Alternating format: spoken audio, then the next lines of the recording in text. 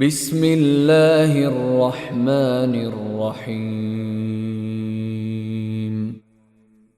شروع اللہ کے نام سے جو سب پر مہربان ہے، بہت مہربان ہے۔ الف لام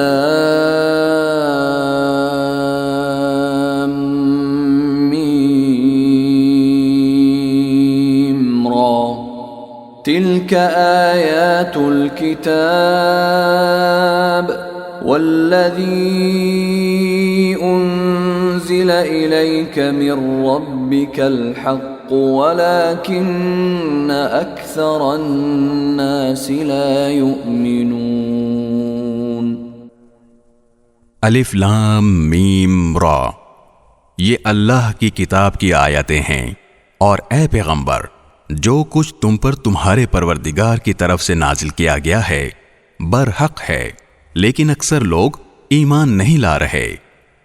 اللہ الذی رفع السماوات بغیر عمد ترونها ثم استوى على العرش وسخر الشمس والقمر كل يجري لأجل مسمى يدبر الأمر يفصل الآيات لعلكم بلقاء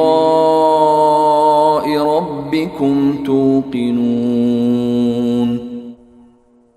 اللہ وہ ہے جس نے ایسے ستونوں کے بغیر آسمانوں کو بلند کیا جو تمہیں نظر آ سکیں، پھر اس نے عرش پر استوا فرمایا اور سورج اور چاند کو کام پر لگا دیا۔ ہر چیز ایک معین میعاد تک کے لیے رواں دواں ہے۔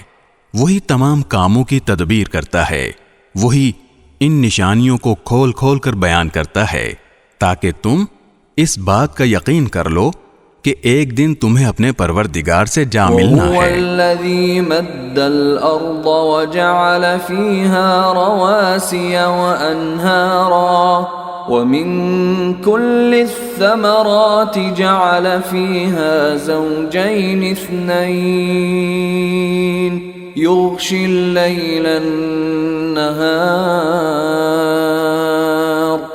إِنَّ فِي ذَلِكَ لَآيَاتٍ لِقَوْمٍ يَتَفَكَّرُونَ۔ اور وہی ذات ہے جس نے یہ زمین پھیلائی، اس میں پہاڑ اور دریا بنائے، اور اس میں ہر قسم کے پھلوں کے دو دو جوڑے پیدا کیے۔ وہ دن کو رات کی چادر اڑا دیتا ہے۔ حقیقت یہ ہے کہ ان ساری باتوں میں ان لوگوں کے لیے نشانیاں ہیں جو غور و فکر کریں۔